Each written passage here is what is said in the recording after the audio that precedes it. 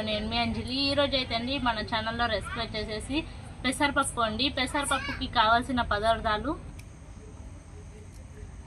ఉల్లిపాయలు, ఇంకా పచ్చిమిర్చి, ఇంకా టమాటాలండి, ఎండుమిర్చి, కరివేపాకు, కారం, పసుపు, తాలింపు, ఇంకా పెసరపప్పు అయితే ఒక అరగంట పాటు నానబెట్టాను. కట్ చేసి ఇవన్నీ పట్టుకున్నాం కదండి. ఇప్పుడు పెసరపప్పు కోసం అయితే అండి ఇవన్నీ కలుపుకోవాలి ఒక ప్లేట్లో.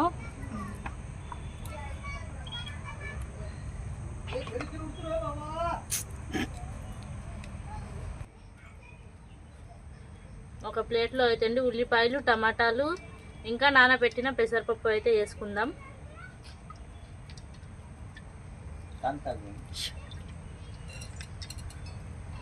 ఇప్పుడు ఇందులో మనం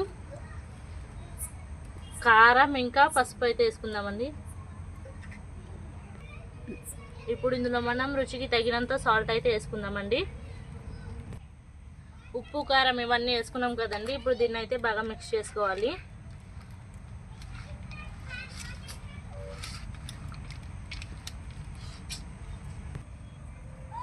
ఇప్పుడు ఇవన్నిటిని బాగా మిక్స్ చేసుకున్నాం కదండి.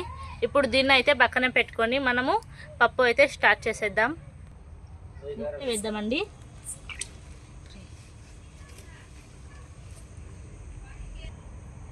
నూనె వేసాం కదండి. నూనె కొద్దిగా వేడైన తర్వాత ఇందులో కొద్దిగా తాలింపు, ఇంకా ఇప్పుడు ఇందులో మనం చిన్నుల్లిపాయ అయితే వేద్దామండి.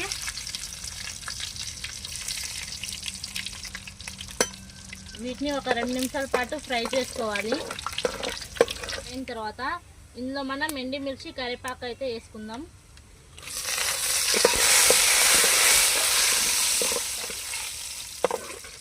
ఇప్పుడు ఇందులో మనం పక్కన మిక్స్ చేసి పెట్టుకున్న ఈ టమాటాలు, పసుపు ఇవన్నీ వేసుకుందామండి.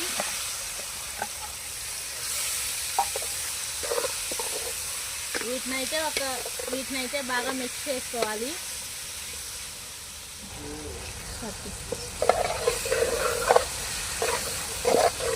వీటిని ఒక 2 నిమిషాలు ఫ్రై చేసుకున్న తర్వాత అయితే అండి ఇప్పుడు ఇందులో మనం కొద్దిగా నీరు అయితే వేద్దాం.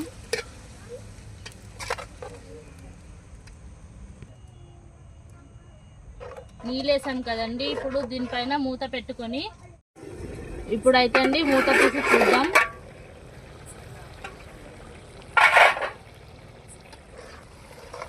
పప్పు అయితే అండి సగం వరకు అయితే ఉడికిపోయిందండి. ఇంకా సగం వరకు అయితే మనం కుక్ చేసుకోవాలి.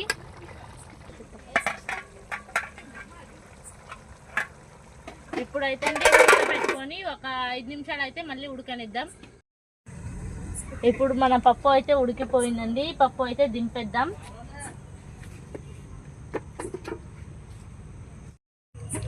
ఇప్పుడైతే అండి మూత తీసి చూద్దామండి. చూసారు కదండి మన పెసరపప్పు అయితే కుక్ అయిపోయింది. ఇంతే అండి పెసరపప్పు అయితే చూసారు కదండి మన పెసరపప్పు అయితే రెడీ అయిపోయింది. ఈ పెసరపప్పు అయితే చాలా ఈజీగా టేస్టీగా అయితే ఉంటుందండి. తప్పకుండా మీరు ట్రై చేయండి. ఇంకా మీకు ఎలా అనిపించిందో కామెంట్ చేయండి. ఈ వీడియో కనుక మీకు నచ్చినట్లయితే ప్లీజ్ లైక్ చేయండి, షేర్ చేయండి, మన ఛానల్ అయితే సబ్స్క్రైబ్ చేసుకోండి. ఇంకా మేము నెక్స్ట్ టైం కుక్ చేయాలో కామెంట్ చేయండి. బాయ్.